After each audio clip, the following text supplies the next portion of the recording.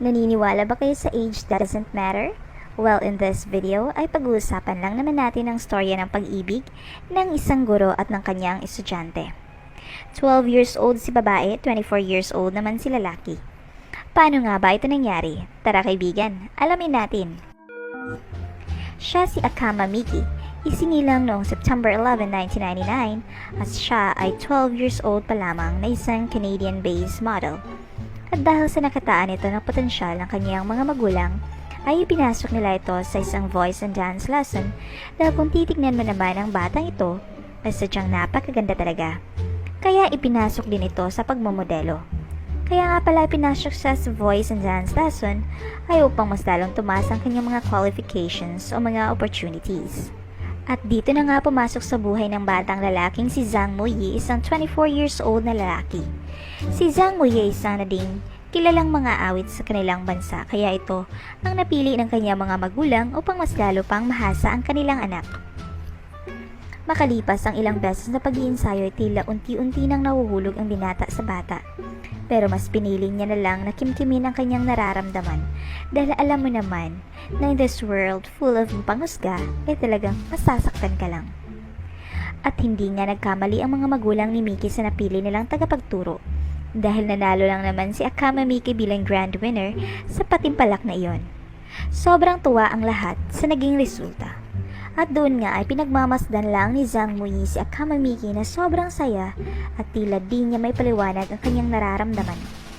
Kalaunan ay nakaipon na rin ang lakas ng loob ang binata upang aminin ang kanyang nararamdaman sa bata. Doon nga ay nag-post si Zhang Muyi ng mga katagang, "Hihintayin ko ang 4 na taon bago kita tuluyang ligawan, Miki." At dito nga ay inula ng maraming pambabatikos at panghuhusga ang binata. Pero bago pa man niya i-post iyon, ay alam niya naman na pagpipiyastahan talaga ito sa social media.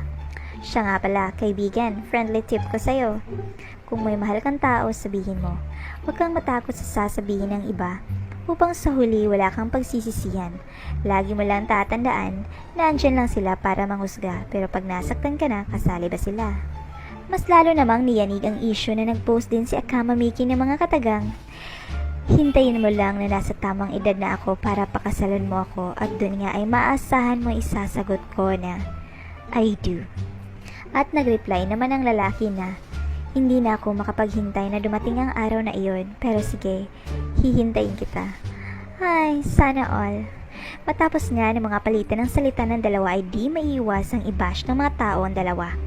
Pero mas pinili nila na ipagsantabi na lang mga masasakit na salita. Ang importante ay ang nararamdaman nila. Buti na lang at hindi din naman humadlang ang kanilang mga magulang at may tiwala naman sila sa lalaki at pinapayagan din naman nila na lumabas ang dalawa at malimit din itong nagpo-post ng mga larawan sa social media.